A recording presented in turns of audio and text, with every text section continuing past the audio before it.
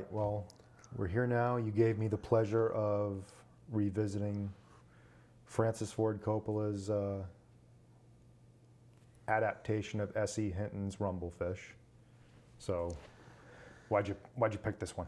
I mean, The Outsiders was one of the first books that I really got into. I couldn't help but just like identify with Ponyboy's character. Like, I was like a smaller kid growing up and like trying to like, you know, stand up there with like the bigger kids and like really prove yourself. And I know Ralph Macchio was almost more that character in that, but Ponyboy was still like, you know, finding his way. And it's such a strong coming of age story. And I loved the movie as a kid, and I hadn't seen Rumblefish until my 20s. And I just remember finding the film's visual aesthetics so striking. It really plays on you. And it's very easy to just like kind of lose yourself in it. Yeah. Not even the story so much as like the visual story. And I just wanted to explore it again because I couldn't really remember. I knew I really liked it and I just wanted to like revisit it. Revisit why? Yeah. It's weird. I mean, it's the same exact. I feel like every kid of the '80s has an S.E. Hinton phase, because that's exactly what it was for me. I had an older brother, so he came to the book and the movie. But then when I got into that grade, we watched it too. We read it and then we watched the movie. Yeah. And looking back, I think it's really crazy. I mean, I guess it's not dissimilar to when you read Catcher in the Rye in school, but to have a book that is clearly, I mean, it's got some the values to it, but is clearly about rebellious kids, right? And that you can read a book in school that you can latch on to like that was key. And I just remember like the movie, The Outsiders movie was just so big amongst my friends and I, like quoting it and, you know, calling each other the names and all of that stuff. And then my brother, you know, so this is his copy of The Outsiders, which we read in school. And I think he actually stole this from the library there, which was his rebelliousness. But I remember he had his phase. We watched The Outsiders. I loved it. He rented That Was Then, This Is Now as well and Still read never that. seen that. Or text. Right. And it's weird. Like, I only remember bits and pieces of that movie because at that time it was rated R, so it wasn't something that I was supposed to watch. But I just remember there's a scene with Morgan Freeman that used to scare the hell out of me. But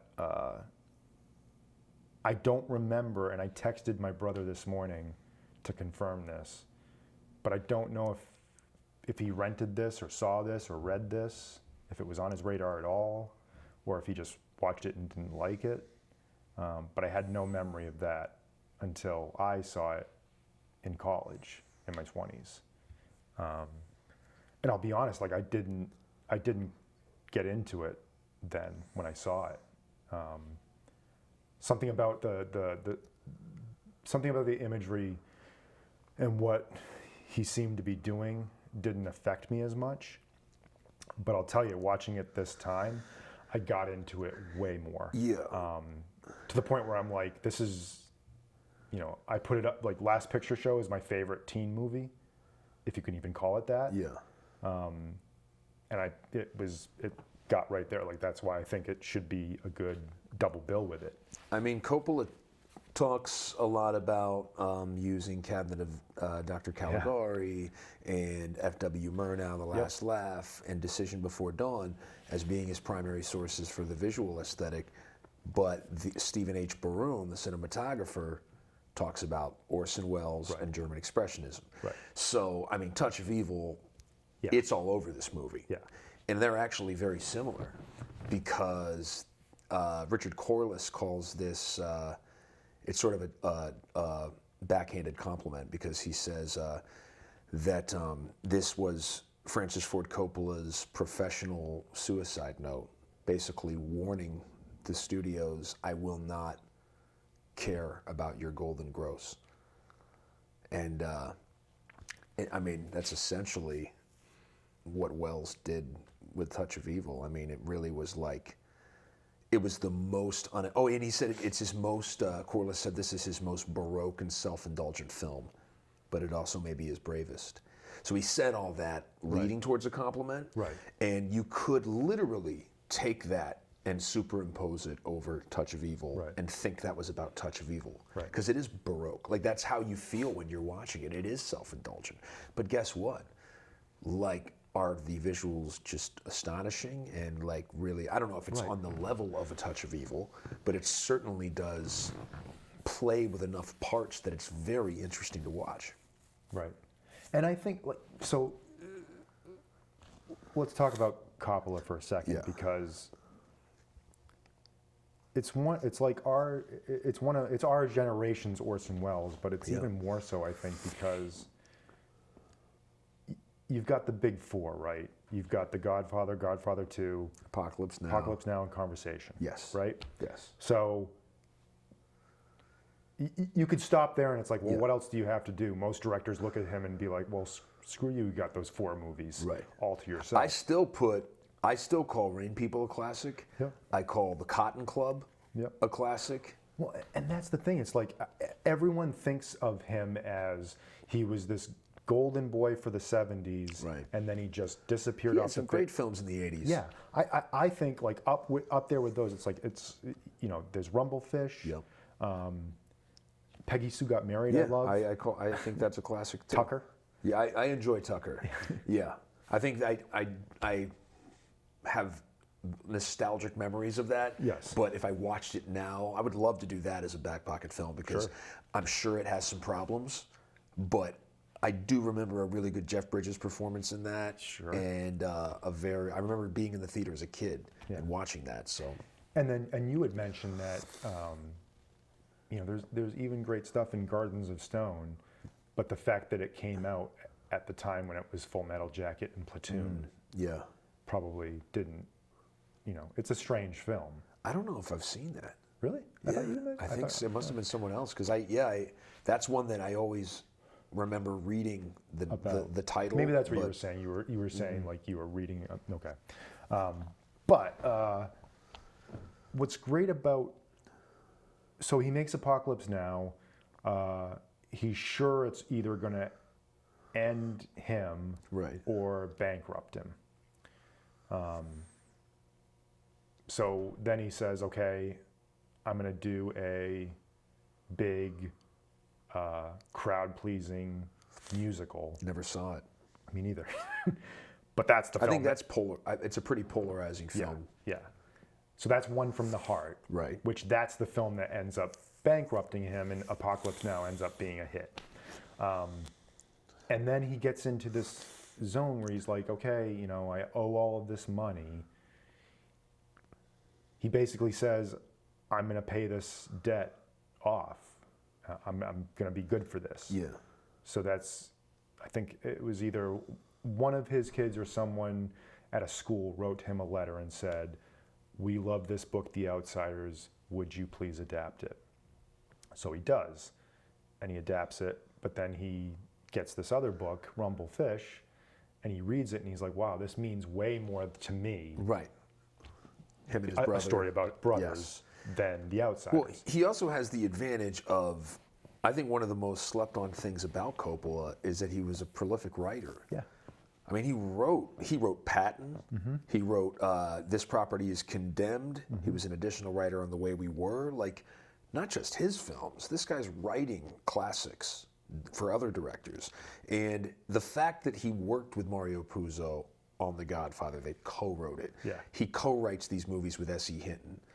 So just reading that, like, on the breaks they're taking during Outsiders, he's writing the screenplay with S.E. Hinton for Rumblefish. I mean, that's just cool, man. Yeah. He's right at the heart of...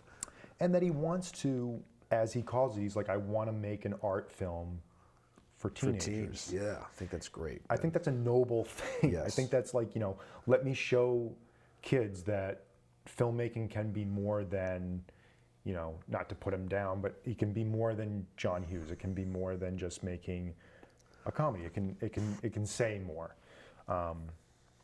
And for my money, I mean, right now, as much as I love it, The Outsiders doesn't hold up as much as I would love it to. The book or the movie? The movie. Yeah. I've just been years since I watched it. So. Yeah. Just because, like, and even he says it. He says, like, you know, because in the book, the novel Gone with the Wind means so much to them. He thought a good way to do the movie was to kind of emulate that melodramatic style. Right. And now when you watch it, it kind of seems a bit too much. But I mean, when I was a kid, I loved it. But I mean, with Rumblefish, man, I mean, it's just the lighting, the photography, the music. Yeah. It feels like a Eraserhead Punch Drunk Love type of thing where it's just its own unique experience. I just thought of Tom Waits. He's so and great. The introduction you have to him as Benny when He's he goes, just mumbling. He goes, "Oh, watch the language over there. Watch it. Bring it down. Cool it off." He like says it so under his breath, and he's so cool. I just love it, man. And it's funny because some of the acting by Matt Dillon early on, it feels a little over the top. Yeah. And it's very stylized. And Mickey Rourke, man, he apparently Coppola gave him all these books by Camus. Apparently they patterned his whole character off of Camus with like the cigarette dangling from the corner of his mouth and like just like really wanting him to embody that existentialist character, you know, aloof, like kind of like examining his own reason for even any of this. But I feel like his whole style was kind of influenced Bruce Willis and Norman Reedus. I was thinking of both of them when I watched him. I was like, oh, this whole like soft-spoken way of talking, but I'm gonna break your head in, and like, you know, it's so and Rourke was a boxer, and man, those fights were realistic. Man, when he punches someone, it looks like that fist is connecting. Like, it's one of the most realistic fights in the history of cinema. Well, and even that, like the stylistic, it was kind of like, I don't know, it has elements of West Side Story. I got that as well, definitely. And then the way the gang, like the way the camera's moving with the gang. It's choreography. It's a dance. Well, and they had a ballet choreographer design that fight. Yep. But with Mickey Rourke, it's so, I don't know what it is about the image. By the way, it's very funny that you said the Bruce Willis thing, because I remember when my brother and father rented Harley Davidson and the Marlboro Man, I looked at the cover and I was like, oh, it's Bruce Willis. That's so funny. But something about the imagery and the personality or whatnot, watching the movie again and watching it this time, I turned into Matt Dillon. Like, I turned into the impressionable kid that looks up to, and it's like, oh man, I want that coat. I want that, you know, I want that whole look. I want the whole vibe. Like, there's something about him in that he taps into that so well. You know, it's actually really making sense now. The way Dillon is in the beginning of the film is overcompensation for his brother being gone. And he feels like he has to like talk like this, and it's all like BS. But he's searching for his voice, right? And then you're right, it is more understated in the second half of the film. It's definitely different. It's more, it's actually very well calibrated, man. Especially since he's 19 he was 19. Diane Lane was 18 in this. By the way, it's Diane Lane, son of a bitch. I mean, Unfaithful is just like one of my favorites. Yeah. And she's definitely a reason.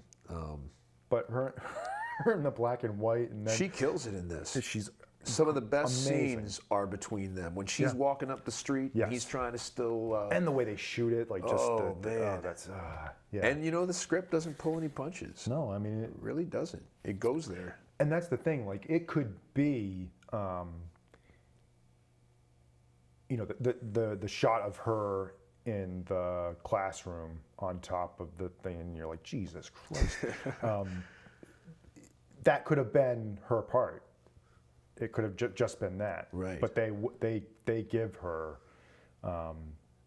whether it's Coppola or Hinton herself, you know, gives her a agency and a voice, and you know, doesn't put up with his crap. And it's all in that scene when they're walking, and not only that, they're walking and the smoke in the background, and oh, there's a scene where Matt Dillon's walking up the fire escape and there's steam rising.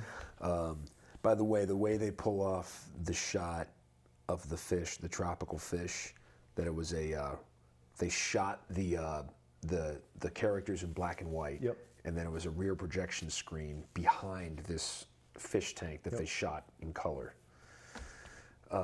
So cool, so effective. It's that type of practical effect that I think informs this whole movie, because the whole movie is an experiment, and I mean, you can't help but get excited and excitable about watching it, because you feel them, you feel Burham and Coppola and everyone else there, like, oh, this is cool, like we can do this, and this is how we can, you know, this is how we can get around this and have this type of an effect. It's not just them saying, well, in post we'll just do it in CG and colorize the fish, right? I mean, apparently for the the astral projection out-of-body scene, they used a mold of his body, and I mean, are they actually having it raised? I mean, that's amazing. You know, that kind of ingenuity, it's really admirable that he was just so willing to take those risks. And he's another one who, you know, became sort of a cinematic hermit, if you will. The way he makes these Youth Without Youth, Tetro, all these movies, like, I'd have to revisit them to see if there's anything of merit there, but they definitely feel just like these, like, more pedestrian efforts. I mean, I just don't know. Like, I feel like the last decent film that he made, and maybe not everyone would agree, but is The Rainmaker. It's pretty good. I remember liking. I like it. It's a you know, entertaining film. But yeah, I agree. Like, there's got to be, you know, if it wasn't Apocalypse Now, or One from the Heart. I mean, I love his movies so much that when I worked at Blockbuster and these, you know, I'd be prepping, I'd get the box of the movies, and there'd always be one copy of these Coppola movies, and I would be looking at them back, and I'm like, oh, Youth Without Youth, Tim Roth, you know, Tetro, Vincent Gallo, and then I get home, and I'm like, whoa, what is going on? This is like borderline, just unwatchable. Like, I don't know. Just, like, for better or worse, he got to a place in his life where he can, and he says that this is what he's always wanted to do, is that he just wanted to make his own little personal movies and fund them himself. And, you know, hey, power to him for doing that, he's someone, it's almost like Jim Carrey. Where you literally were the top of the mountain. I mean, he made that Mount Rushmore you talked about are just, Godfather 2 is considered, you know, arguably the best film ever made. Right. So, I mean, when that's your hand, that your winning hand, you've got a pretty good chance of coming out on top. So it's like, it's both a blessing and a curse, because that's the shadow you have to live up to every time. Yeah, you know, how do you I think Eminem is someone that too, where I'm just like, man, he's like still chasing that. It's like where I almost feel like Coppola needs to do what Eminem did, where it's like you know, you just take all that criticism and you're like, you know what, I'm just gonna like try to put something out that silences all those critics. It's like, get hungry again. Right. Really just embrace that, you know. And it's like, I feel like he still has it in him, man. Yeah. Well, and you could argue that that's what this film was to him in 1983. Like, that was him saying, like, I don't, like, you know, my classic big films be damned, I'm doing this now. I love it. And you can either go with me or... I love a quote he had about how he said that when he was making The Outsiders, the idea of making Rumblefish was like a carrot that he dangled for himself to finish Outsiders. I think that's just such a great way of looking at it. I don't know, because we don't really, you know, it's weird being those kind of the children of the 80s. We don't, because we had home video, we never really realized if movies were successful or not at the box office. Right. So I don't know how successful it wasn't.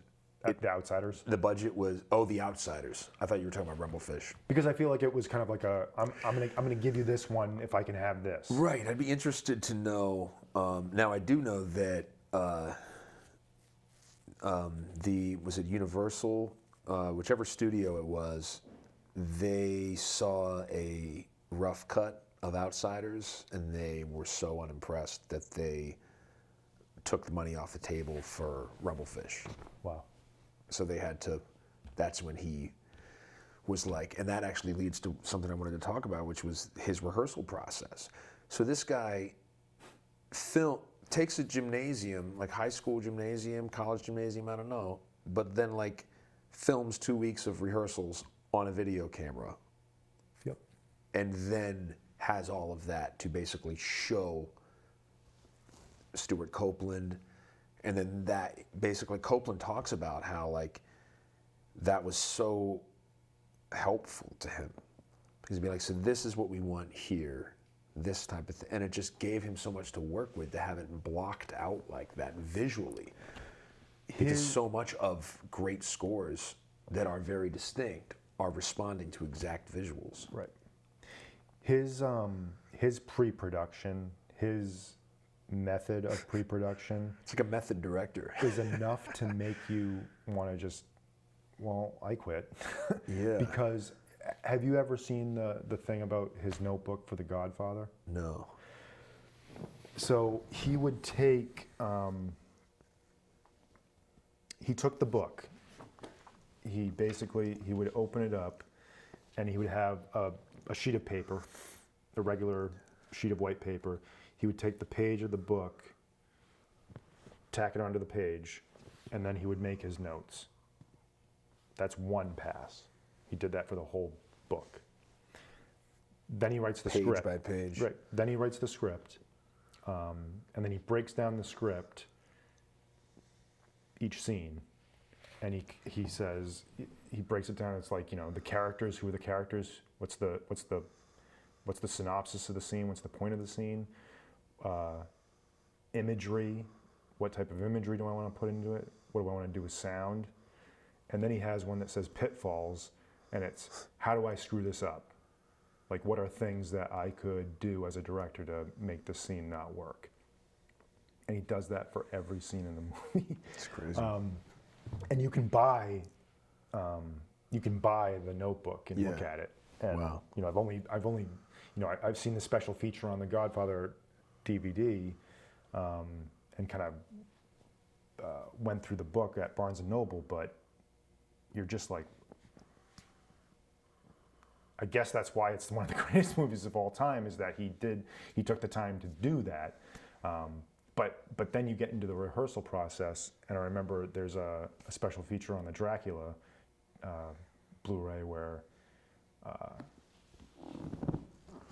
they do that, and then for the first week of that rehearsal, they read the book all together. And I guess the story is that Anthony Hopkins went up to him and was just like, are you serious? Like, do we really have to do this? Like, I have a life. Like, I can't be here reading a book. Right. But that's just his way. That annoys me if that's true. Like, read the book. Yeah. Like, you want to be part of this? Yeah. He said that was his initial reaction, but then he kind of he found his way into it and saw the benefit of them all working together. But no, I mean, he treats it like a play, and that they're rehearsing a play. It's rare to have someone equally engaged in the visual aspects of filmmaking and the literary aspects of filmmaking. It's very rare. It's usually one or the other. Or at least there's like this, you know, Right. 60-40. He's just like equally engaged in each, and incredibly adept at each. Like he's a master. And you know what, and I don't think this gets talked about as much, but for all the talk about, you know, being an auteur and, you know, having your films all say the same thing or have the same through line, he's kind of similar to Spielberg in the way that, yeah, he deals with similar themes, but all of his movies are very different. Like, I don't think The Godfather has anything to do with the conversation, Right. other than the fact that they're great films. And, you know, he seems to like take the story and it's like, what works for the story? What visual aesthetic works best for the story? And he does that. You know, Apocalypse Now doesn't look like any of his other films, nor does this. Right.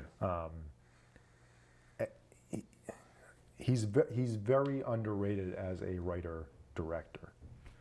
I don't think he's thought of as a writer much. Right. But his films are very well written. Yes. And he has to, I know that he has his hand in the script because he can't not. Right. I think he's probably really good at just like discussing ideas and making story work. And Right. he seems that way, you know?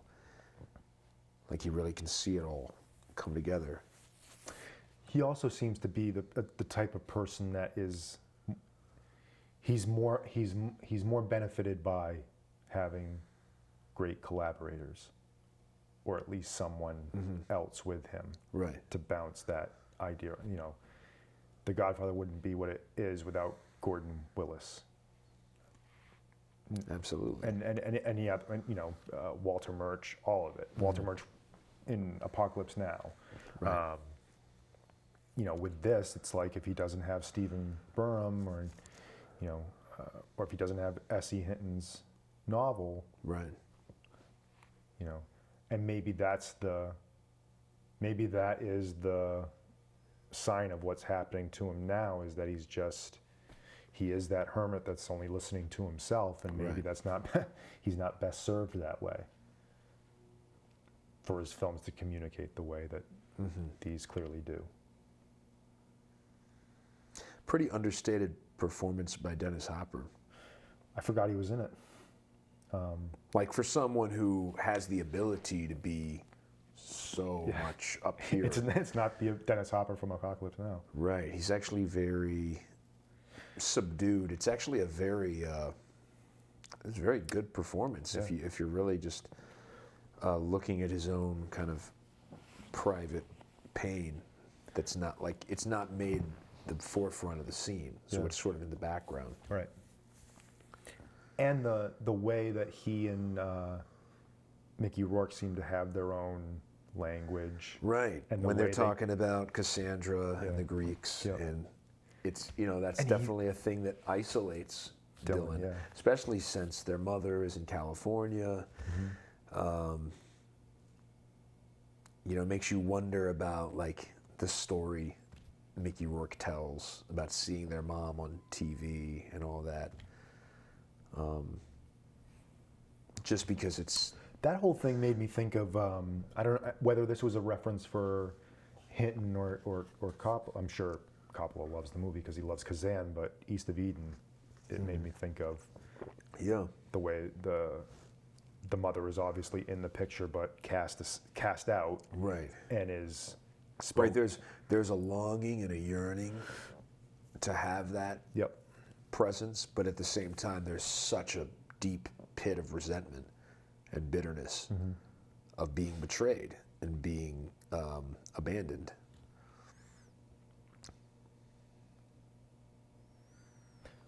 What was the interview that you wanted to? So, let me see here.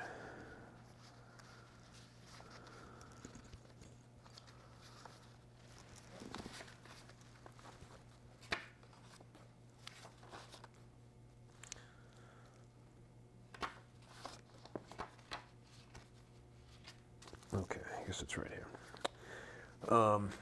So Stuart Copeland in Rock World magazine, 1984.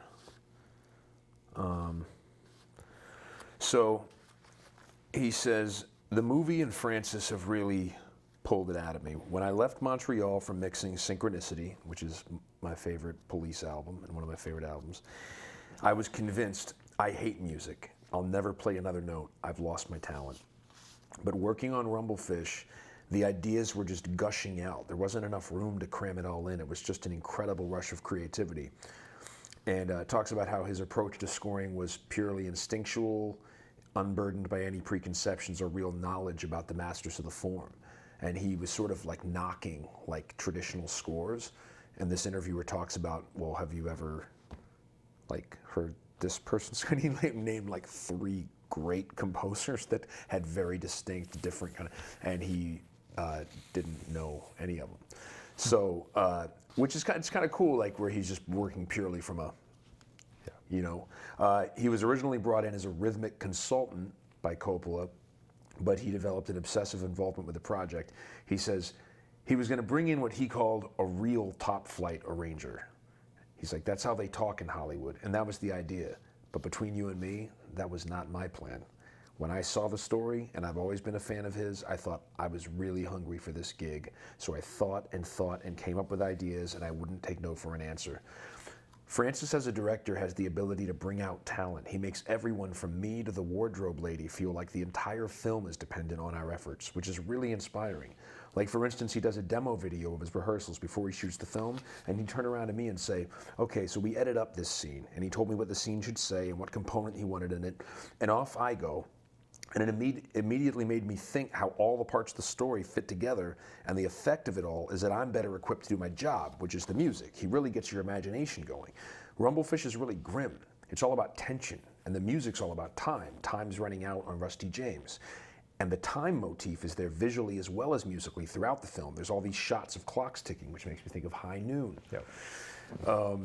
I used a lot of different instruments: typewriter, printing press, jackhammer, metallic objects, chimes, bells, synthesizer, all the rock and roll instruments. I took mechanical sounds and put them all onto loops to make rhythms out of them and build them up. So in the rhythm tracks, I'm not using drums so much as looping and overlapping these mechanical sounds and putting rhythms to them. It was like writing a pop song, but instead of having a vocal as the top line, you have a picture and dialogue, and the depth of feeling you can generate is much more potent. And since a lot of what I was doing had to be in strict sync with the action, Francis turned me onto this really neat device called MuSync. It'll take every frame of the picture, and as you're watching it, it'll map it out for you so you can watch the picture and say, bang, at that point where someone gets hit in the chin, and it'll let you anticipate because it'll identify these points and print out where they are. Final quote, the most exciting thing in my life has been working on this film. That's amazing. Yeah, just want to shout out infinitedensity.net for providing that article by Chip Stern, Rock World, 1984. Boom. It's a very modern score. Mm-hmm. Like when we think about all the modern scores that we have now, like whatever Trent Reznor and Atticus Ross is doing, and Johnny Greenwood, it seems like this started the kind of reference point. Well, it seems like he wanted to make the antithesis to the traditional John Williams, fill in the blank, you know, that kind of score. Yeah, and it does. Like at certain points in the movie, I'm like, wow, this sounds like a Wilco song. This sounds like this. This sounds like, and it's all contemporary music. Mm-hmm. And it made me think of what John Bryan did with Punch Drunk Love, of like, you know, using these strange sounds that kind of, you know, punctuate and direct you. And he's right. Like, it is a, you know, that he said that it was a grim story. And that's why it automatically made me think about Last Picture Show, because both of these films, while dealing with teen subjects, which for the most part with teen movies, you kind of you either look at them now as a grown-up and be like, this is you know, there is zero drama here. There's no problems whatsoever. Right. But with these two films, they have such a grim, apocalyptic feel to them. And there's real danger Yes. to their lives. Yes. It's not just like, you know, it's sort of like Closely Watched Trains, where it's like, Yeah. you know, you still have those teen issues that you're like, is that really so big of a deal? But they're dwarfed by these even bigger issues of losing your life. Right. Yes. And it's, you know, you still get the, you know, why doesn't my girlfriend like me? You know, Right. why doesn't my brother, you know, treat me on the same playing You know, field? you talk about Kazan, there's maybe a little bit of Stanley Kowalski in this character. Like, I don't, what age was Stanley Kowalski supposed to be in Streetcar?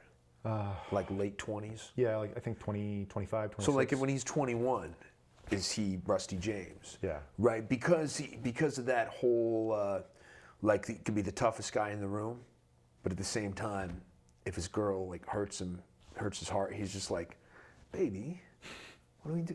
You know, it's Yeah. like there can literally be the most violent aspect and then the complete opposite. Right? It's that vulnerable warrior. I think it makes for a compelling character. Yeah. And he does a damn good job in this movie playing this character. Like this is really Dylan proof or Dylan Dylan. Yeah. of his depth.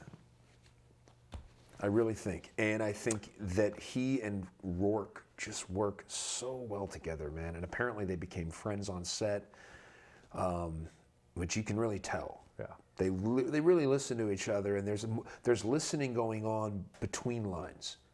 Do you know what I mean? Yeah. They're listening to the frequency of each other, or they're at least like present, and like you really feel the weight of their past together in how they interact with each other. And I think Coppola really knew how to direct actors, which is even a third aspect of Right. like to be, because sometimes it's like when a person's an actor's director, maybe sometimes the visuals aren't quite as dynamic. Right. Or Well, and I think that's why he, you know, maybe he does, you know, that's the benefit of having that rehearsal, because it forces the actors to form those types of relationships. I mean, he does it like a play. And he can direct that, right? It's Right. like, why don't you two go off and, you know, do this and this and this. Or like, I really like what you did there. Yeah. So can you keep that? And then like, so there's all these things that you now are making part of the production. That's why I think he thought pre-production was as important as post-production. Because it really does. It informs the film. It's like, you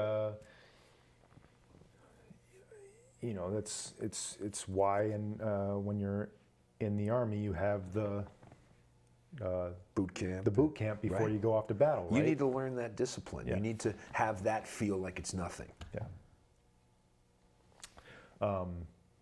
Nicolas Cage's first film, right? He's great in it. It almost got, I mean, he's really good. When I was like preparing my notes, it's like I completely just forgot, like I just wasn't thinking about him when I thought about the film. And it's not like a knock on his performance. He's just kind of in the fabric of the film. Right. He's not doing his Nicolas Cage stuff that he does, but it's just a very realistic performance. I don't know. I felt watching it, knowing that it's his first film, it felt like Jack Nicholson in Easy Rider, where it's like, oh, there's Nicolas Cage. Right. Like he's just there. He's just fully formed. Right. Out of the gate. And man, he plays a devious character, man. You don't take your friend's girl, man. That scene. Rule number one. That scene is amazing. It is when they go great. outside the shop and he's just talking to him. Yeah. And just the whole way. You know, that he, this is like what Racing with the Moon could have been. yeah. Did you see that? No. It's Cage and Sean Penn in kind of a similar coming of age, What year was similar era, 84. that? 84. And it just got caught up in like hokiness, which I thought this did a really good job of avoiding, because it could have been. Right. It could have had some like overly sentimental scenes, and it's like, you know, it is grim. It is handled, which makes the visual stylization of it so compelling. Because it's like sort of like looking at a grim image, but seen through abstract lenses. It's also, like, I thought of this on the drive here, where the whole look of the film is from, it's Mickey Rourke's point of view, right? Right. So it's you know, black and white with the sound turned down low. Right, I love that line. Yeah. Thank you for saying that, because I had to know it. That's great. But that's really, it's strange that that's the look of the film is from his point of view, but the story is from Rusty James's point of view. Right. And it's not like the guy could really figure out what Well, that's it's sort of like The Great Gatsby, where like the story's being told by someone, but the story's about this other person. That's how it kind of made sense to me in my head, is that while it's not properly done in the story, it's as if Rusty James from the beach is telling the tale. How many people would have had like voiceover narration, Right. and being like, it was the summer of 19... Well, right? that's how The Outsider starts, right? Right. But to completely avoid that is, Yeah. man, good for him. For just being like, you know what? I want people to see this in like in a way where they just don't even know how to take it. And it's hard, because watching it this time, it was like watching a new movie, because I don't know what was wrong with me at the time when I saw it for the first time, of not being into it. Because man, like from the jump, from the opening title into the soundscape, into the, you know, the in the pool hall, and then them walk into the fight, and in the fight, like, I don't know why that didn't grab me at the time, but it sure did this time. Yeah. I wanted to touch on the Ebert review, because man, he goes, this is a movie you are likely to hate unless you can love it for all its crazy, feverish charm. It's all style and flash, all emotion and impact, and it doesn't slow down for the usual items of business. If you care how the story turns out, you're at the wrong movie. And then my favorite part is he says, the night I saw the film, a lot of people walked out, and one guy shouted that he should have stayed home and watched Dallas. Maybe he was right. He knows himself better than I do. Just love that. I can't remember. Was it a favorable review? Yeah. Yeah. Yeah, he liked it a lot. And he says, he basically says,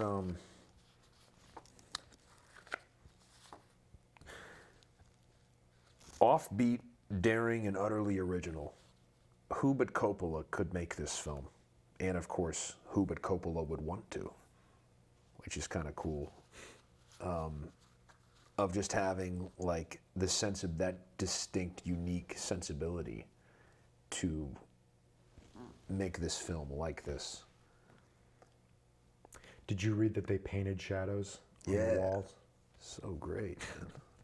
I'm really hoping that, because there's a wealth of features on this Criterion disc, including ones that interviews with Burham and the art director and everyone, but I really hope they break it down, like how they did it and what, because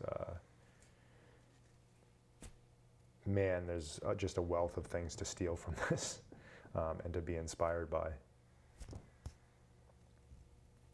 And I really think, like, now watching you say, like, you know, Matt Dillon's performance at the beginning is over the top, but now it has a purpose and a reasoning, and watching that calibration throughout the course of the film, because I know it's there, but it's not like I was watching for it when I watched it that time.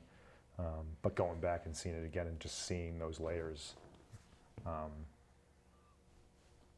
it's a great movie, man. And like, you know, maybe it's easy to hate on, because it does wear its style and its passion and love of filmmaking on its sleeve. but damn, is it inspiring. You know, maybe it's easy to call a film like this pretentious or lofty in its ambitions, but it works for me. You know, but I think that despite all of its gaudiness, at the heart of it is a real story about two brothers and about getting older and about feeling alone.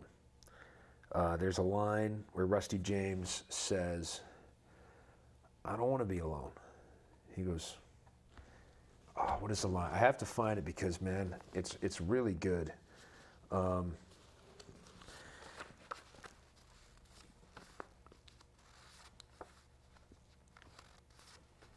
first of all, great line.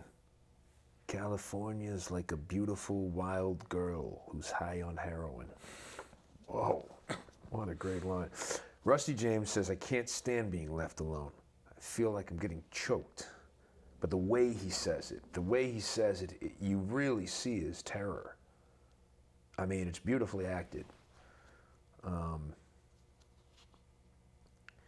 Yeah, it's interesting because with all this slick cinematography and kind of Camp Wellesian camera work, there's a handheld sequence where they're walking down in downtown Tulsa, and it's like a shaky handheld, like looks like Haskell Wexler, like medium cool, or Cassavetes type. Like, it's just very interesting the way they kind of kept things unpredictable throughout. Right. You know, you can just see like there's variety. It's not just the whole thing's not like, whoa, look at what we can do with the camera. Right. It's only serving that scene, right? It's like what you talked about with his notes. I'm sure he did the same thing with this movie. That's his method. Right. So what does this scene need? Well, it doesn't need a tracking shot of them walking down. It needs like a feel of like you're walking or you're on the street with them. Because I'm sure, and is that the scene that precedes when they get jumped? Probably. There's one scene in particular, I don't know if you notice this, but when they're at the pool hall, there's this guy that does a break and he like barely hits it, and it like just like hits a ball. Like, it's the worst break I've ever seen, and it's just so funny that it's in the film. But this guy does a break and it's just such a weak hit that it just hits the first ball and doesn't do anything. You're like, what was that break? Why did we see that? Like, what is that, a mistake? Is it just like, oh, this guy, that was a horrible break. No, we'll go over here. Like, it's just very interesting. I just can't help but notice it. Like, oh, that wasn't a good break. It's just such a random thing to have in there. As I'm reflecting and thinking about all the coming of age films that I love the most and the ones that work the most, you know, even something like The Breakfast Club and Ferris Bueller's Day Off, as I look at it now, it's like they don't mean so much to me now as they did back then, and that seems to be the reason why. They should do a Ferris Bueller reboot. I want to see. I want to see what Ferris Bueller's life is like now. Right. Like, what did he end up doing? Right. And Matthew Broderick could play it. Right. Yeah. I'm surprised they haven't done that, and they haven't done Back to the Future. Yeah. You know, thinking about reflection and the way that Coppola ends this film, which is different than the novel. I've never read the novel, but I've read that whole list of all the changes that he made. Right. You feel that Rusty James's trajectory was going to be what it was if his brother didn't pass away. But you see the person he's going to become based on the pain of that loss, and based on the sort of recalibration of his thoughts and feelings into whatever's going to serve him to be the highest functioning person he can be. based on what he's learned from that loss. And I think that's really well captured here and not over dramatized in a way that cheapens it in any way. Right. And it really preserves the power of that lesson. I think it says a lot about, it's really hard to pull off a movie that looks the way this thing does and still has that heart you were talking about. Yep. And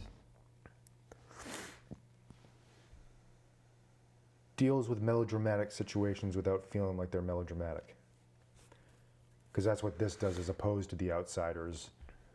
And that's what Last Picture Show does so well too. Right. He comes in on the bike. Right. He says, "What's this? Another glorious battle for the kingdom?"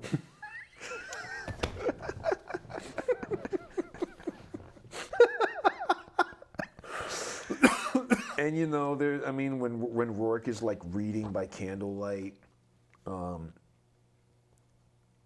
actually thought there might have been an influence on Do the Right Thing. Sure. There's just a feeling, an energy. And also I felt like this may have been influenced a little bit by Wages of Fear. Yeah, I remember the part where, Rick Rourke's in the magazine. And it like shows how like he does care about it. Mm-hmm. And he's like proud of it. And he shows it to his brother.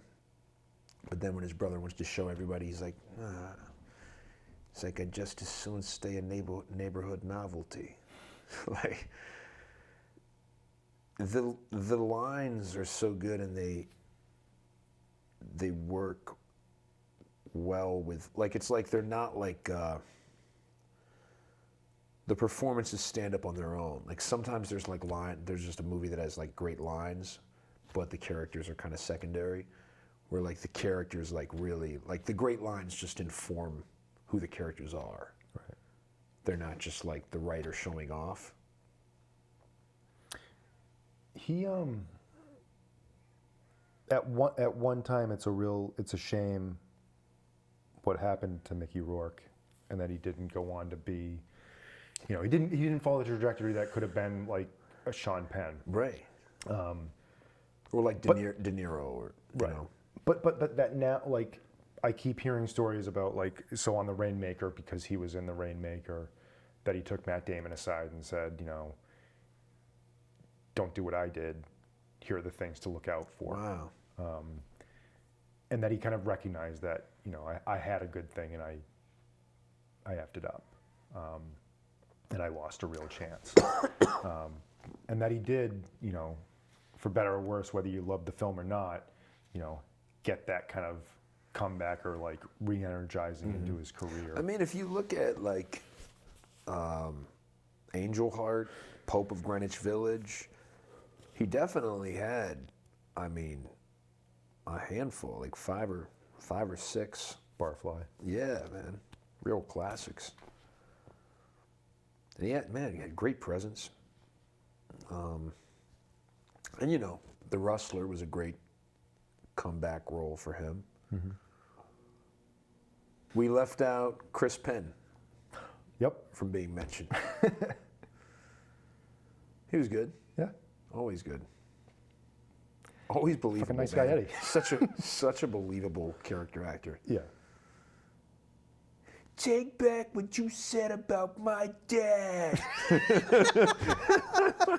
That may be paraphrasing. Why don't you tell me what really happened? Just how I love that. I love him in Reservoir Dogs because he just like becomes like a 13. You tell me you're gonna decide out of the fucking blue. Like a 13-year-old man, like a dangerous 13-year-old. We're back on the playground. Oh man. No, I mean, thank you for choosing this. Mm-hmm.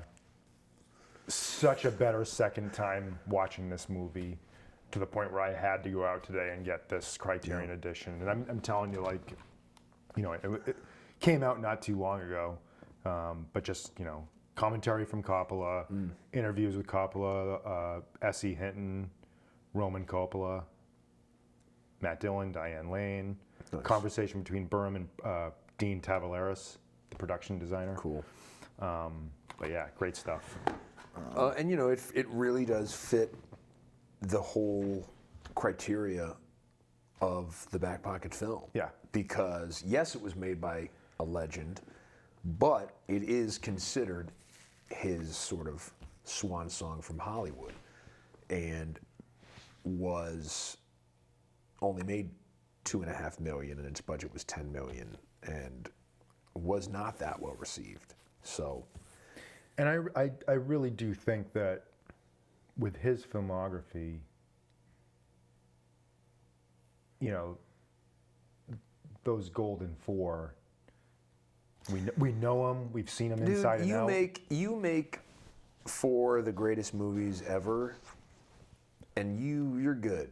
Like, you can go off and make whatever you want to make, right? And your legacy is intact. But I think that's what's good about, like, you know, when you know those films so well, then you reach in and it's like you can pull out a Rain People, right? You can pull out a Rumblefish, right? You can look back and think that, oh, I thought Peggy Sue Got Married wasn't a movie to talk about, but I think it's a movie that we can talk about. And I'd love to do an episode on the Cotton Club. Yeah. Because Richard Gere actually played the flugelhorn in that. It's got great cast, great atmosphere, great music. And apparently there's a director's cut that's argued about. Got you. I would love to see that on Blu-ray. Yeah. Because I haven't. So. Cool. Yeah, man. All right. Next week, The Burbs. Nice. I get to sing my praises and possibly write a love letter to Joe Dante because he deserves it. But yeah, I'm excited to talk about that movie. Cool. And others. All right. All right.